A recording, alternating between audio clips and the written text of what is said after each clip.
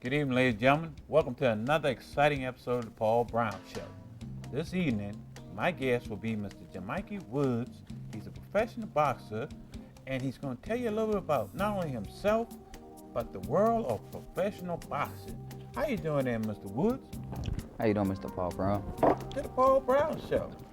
Actually, I started back when I was 13 years old.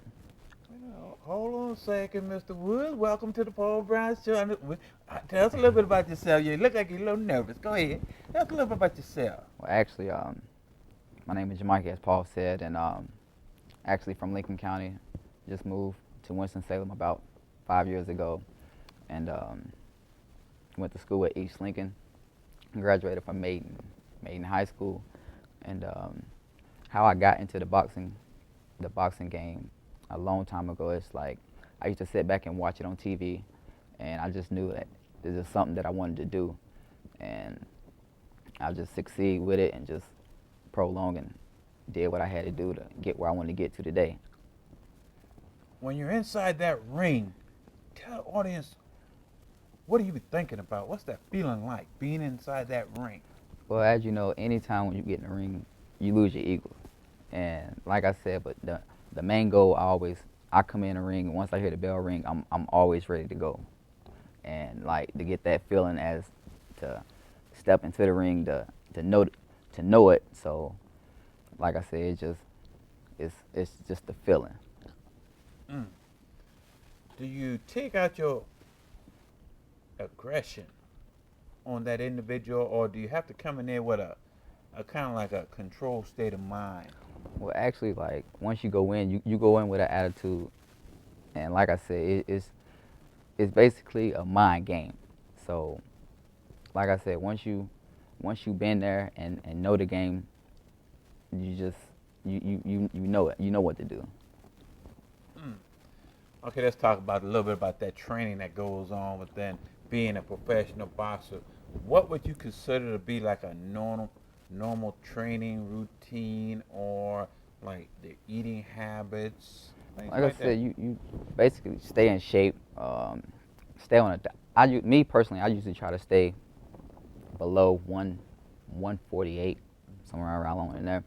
As far as the exercising, I mean, you do a lot of sparring, a lot of heavy bag work, push-ups, sit-ups, stuff like that, to sort of kind of stay in shape. So, like I said, just maintain and just eat healthy, basically all I do. And let me inform the audience of who your trainer is. Your trainer is the former world champion, Mr. Calvin Seabrooks of Charlotte, North Carolina. How did that come about, and what is it like having a former champion like Calvin Seabrooks as your trainer? Well, actually, it feels good because like I takes it back when I used to train with a different trainers, and coming from amateur trainers and then moving up to pro training. So therefore, like starting from back in 2005, I used to train with a guy named Alan Dixon. He was from New York, and he taught me a lot. And as far as like taking it to the next level, it was just like I said, when it just wasn't there at that time. So a couple years later down the line, 2013, I met this guy named Calvin Seabrooks, and he's willing to take me there, and that's all that matters. Something I always wanted to do, and I did it. How does it feel like being trained by a former world champion? I mean, he was the top of he's a Hall of Famer. I mean, like I said, it's totally different from amateur, and then like I said, once you get to the pro leagues, the workout is just totally different. And like I said, working with Mr. Calvin Seabrooks is a blessing, because I mean, coming from, like I said, amateur experience, and then moving up to having a professional pro to be a trainer. So like I said, I really thank him a lot for taking this time out to push me and to guide me through the way. Does it take more to be an amateur champion or an average professional boxer? It starting as amateur, like I said, you working your way up and to come to be a professional boxer. So it takes more to be a professional than it do with the amateur. In what way? I mean, because I know a lot of people never make it to that professional.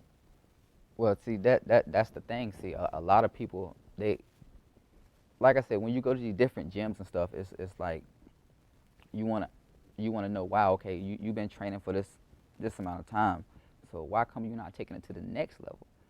And it just maybe it's not in them right now. So that's the way I look at that's how I look at the situation. When you get in that ring, Jamike, and you see that competitor, knowing that it's one on one, it's you against him. Describe that feeling. Like I said, it's a tough feeling because you don't know him and he don't know you. So he don't know what you can do and you don't know what I can do. So therefore, like I said, I just take it as I try not to think about it, but I study my opponent and I just go for it. Why is it important to train, and what type of? I mean, because when you actually get into that fight, your training should kick in. So why should it's important that you put in 100% in your training, preparing for that fight? See, like I said, it's a mind game. So therefore, like you don't train, you don't know. So when you get in the ring, it's like when you in a situation where you can't get out of, it pops in your head just like that. So okay, well, what can I do if I get into this situation? What can I do if I get into that situation? And like I said, that's just how the game goes. When you come inside the fight, I know Mr. Seabrooks taught you a lot of the different avenues of approach and all that. How do you go about it when you see a fighter that you feel is taking advantage of you as far as the fight? How do you react to that mentally? But like I said, I just try to focus on myself and don't worry about my fighter. Like I said, once you get the tape and you watch it and focus on what this competitor could do, and it's just like just wait until the time see and go for it. Like I said, I try not to think about it. Once I get in the ring, that's when I study my opponent. That's when I take a run for it. Do you consider yourself as being an arrogant fighter or, conservative? Well, like I said, it's with me personally. Like I don't go for that mentality of I'm a more type person is confident. If I look at a fighter, I'm the type of person that always say I can get that. I can get him. I mean that's always been me. Like I said, it's to me it's not about the intimidation. If I look at you, I can beat you regardless. That's how I think, and that's how I think a lot of guys should think. In the boxing field, are you in it for the money or the glory? Well, actually, it's the glory. It's something that I always wanted. It was my biggest dream, and like I said, I talk to Seabrook about it all the time, and he would tell you, like like I said, I can't thank him enough, and that's why I'm dedicated. Okay, I'm gonna tell you. I know you said that you're in for the glory and not the money, but I'm gonna give you a little statement that I read. I researched, and it said in 2010, welterweight Floyd Mayweather earned more than 60 million. In 2009, Manny Pacquiao, also a champion, he earned approximately 40 million. Oscar De La Hoya, also a champion, they earned more. He earned more than 600 million for each 18 pay-per-view fight. How can you say it's not about the money when they're making that type of revenue? Well, see, like I said, I mean, without the glory, he wouldn't be here today, and that's why I say to me it's about the glory. So, I mean, a lot of people may think different, but like I said, I think different. So, When you see Floyd Mayweather on TV, you know how he behaves and how cocky he is. How do you interpret that? like I said, I just take it how I see it. And like I said, it's the cockiness with it. I mean, the intimidation with it. But like I said, when I look at a fighter, I got confidence that I know I can beat him. Like I said, when I go in the ring, I look at my opponent, I got confident. I know I can beat him. I never go in the ring and say I can never beat this person. I can't do it. That's not me. I never been a loser. And that's why I try not to be a loser. Who inspired you to be a boxer? Well, actually, my grandpa, Mr. Bobby Woods, and he was a boxer a long time ago. And like I said, he pushed me and kept pushing me and kept pushing me, and to the fact where I realized that that's something I wanted to do. And back in 2005, I had I never forget this day. I had my first amateur sparring match, Oh, okay. and I got beat pretty bad. But like I said, I never quit it. Mm-hmm. And my mother, my father, they didn't want me to do it no more after that day. So I prolonged, I stopped. I was like, I can't give up. And to this day, they told me to go for it. I mean, that's something I always wanted to do. So I pushed the limit, and now I'm rolling with it. What did you learn from that first defeat? Because I know it had to take a lot from you. It, like I said, it just made me move forward and put the past behind me. And ever since that night, I told myself I would never lose again. And like I said, I'm not a loser. Okay, your family, how do they support you as far as being in this boxing field? Because it is a dangerous sport. Right. And we see a lot of, I mean, it could be fatal. Right, but I make my own decisions, and my parents, they know, and they know it's something that was my biggest dream. And like I said, they was against it at first, but now it's they know that, okay, well, this is what he wanted to do, so give him his space and let him do it. And ever since then, they've been pushing me. Look, go for it. That's your dream. Go for it. So Why is it important in life to follow your dreams? Because a lot of times we look back into our life and say, I should have done this, I should have done that. like I said, I grew up around a lot of people, and they always said, well, back then this is what I could have did, and look what I could have became. And I'm just the type of person that look. I try to put. I try to look where can I be at 2 years from now, and that's what motivates me. And so, like I said, just any time when I say I'm gonna do something, I'm gonna do it, and that's just how it is for me. When you become that fighter, that fighter that's winning, that champion that we see that we will eventually come into your path. In what way do you think Jamike Woods will change, or will you change? Actually, like I wouldn't change anything because, like I said, the person that I am, I would never change up for no one. You know what I mean?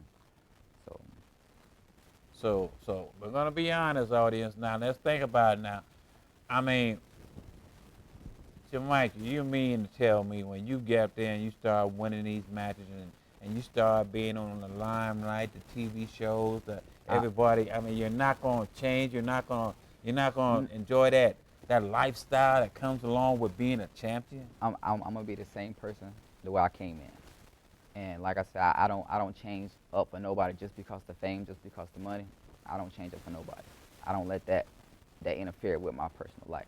I'm still gonna be the same person when I left, and when I come back, I'm gonna still be the same person. If you weren't a boxer, what would you have pursued in your life?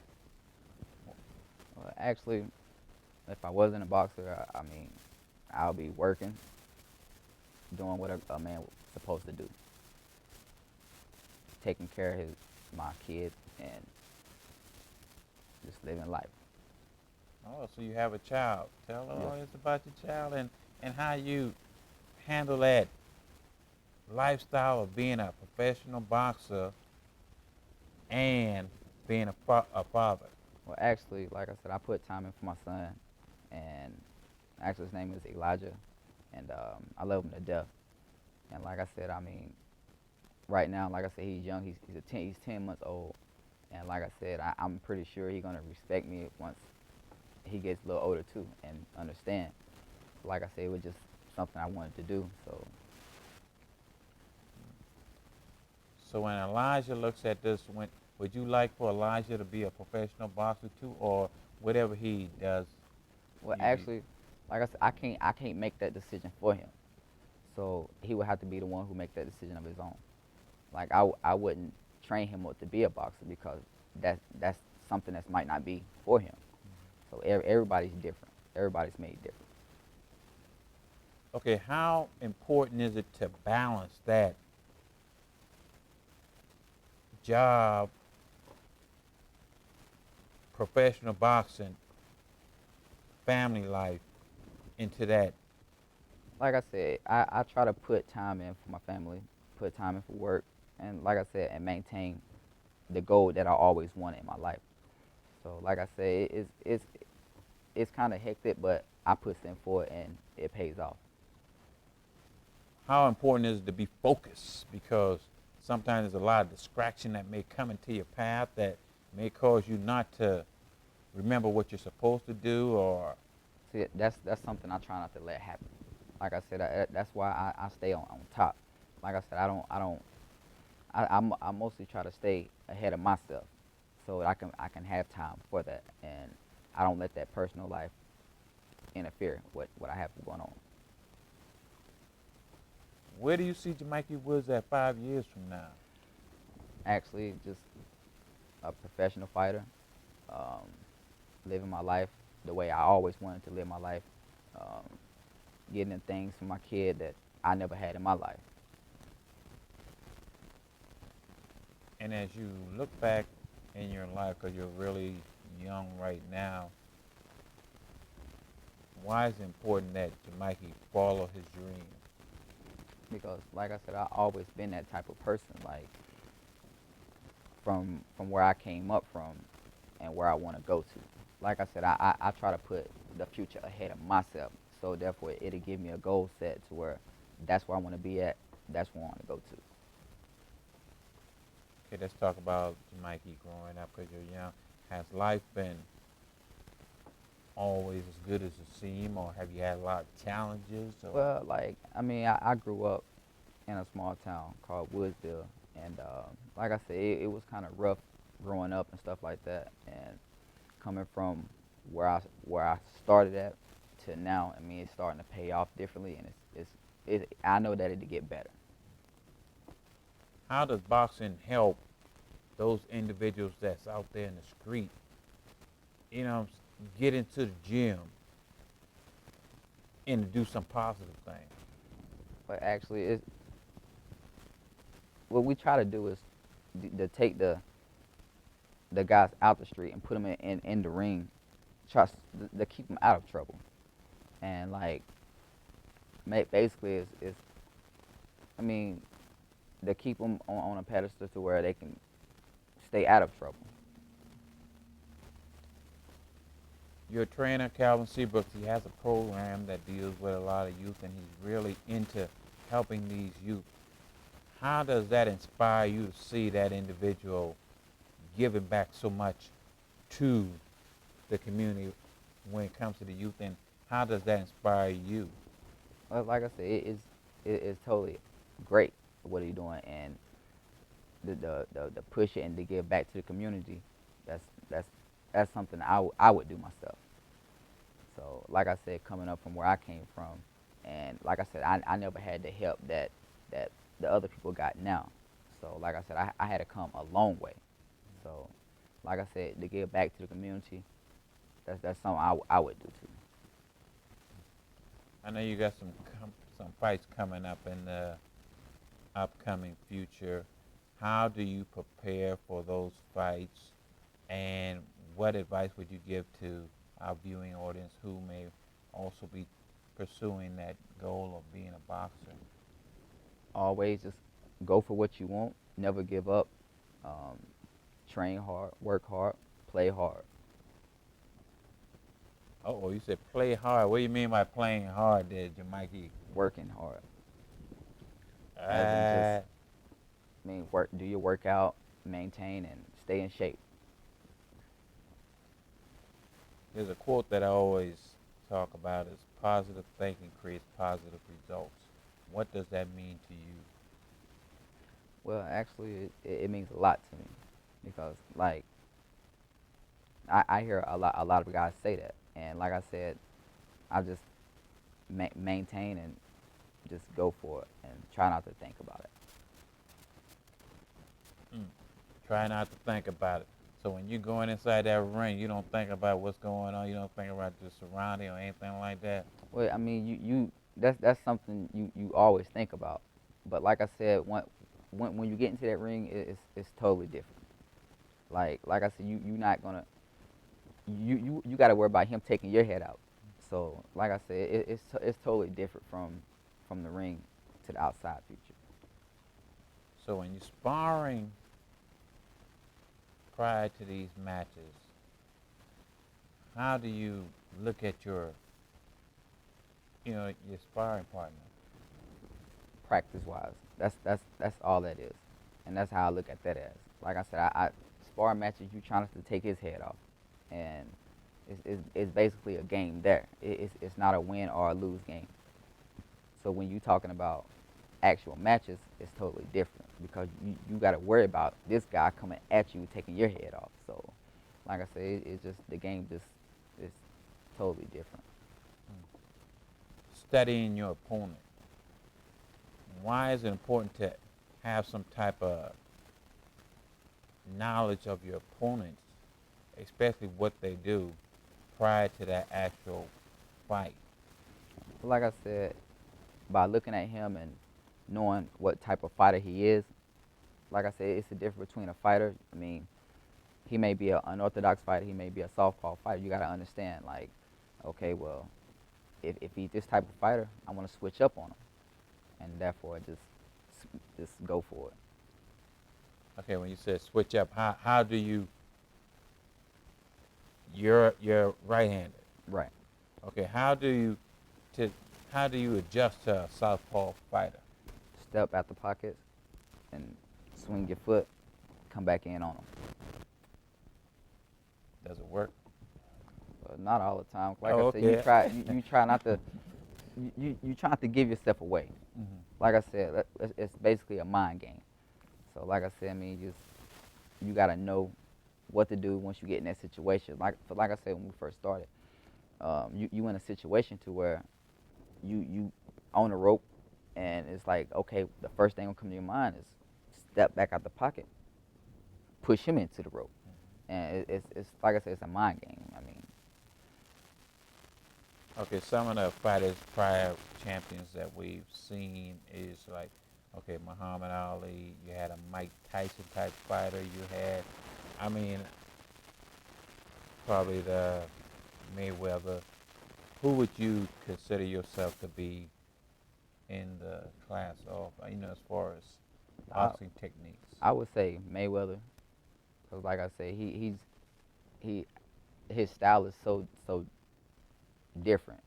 So I would compare in that field as Floyd. When you see someone like Muhammad Ali, he was one of the best fighters that we've ever had, what does that say to yourself about the sport of boxing? Like I said, just it tells me a lot. It's just going for what you want. Because like I said, that's something that he always wanted, and he did it. So just go for what you want. Okay, we'll talk about that style Mike Tyson had. Now, Mike Tyson, he goes in there, he just knocks individuals out. I mean, was that a good, if you had to fight someone like Mike Tyson, how would you handle that? I mean, because he was coming in there knocking out. Well, actually, like, the fight somebody like Mike Tyson, like I said, that's totally different.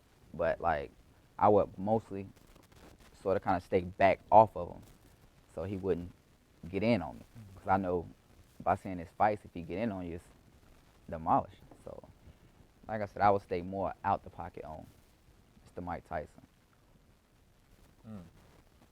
But if you can't, what do you do next? What do you do next, Mister? When you got that Mike Tyson penalty? If he's coming at me, I throw a couple jabs, sort of kind of slip. get away from. I mean, that's just something.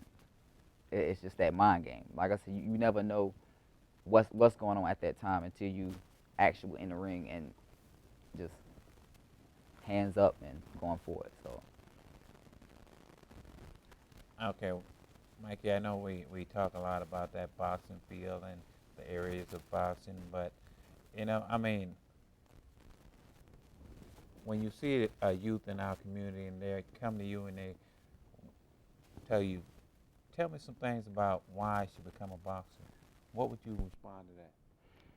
Well, like I said, like, the reason why I always wanted to be, it's just, like I said, totally something that I always wanted to be. And like I said, in my second grade album of my yearbook, it's got professional boxer written right beside it.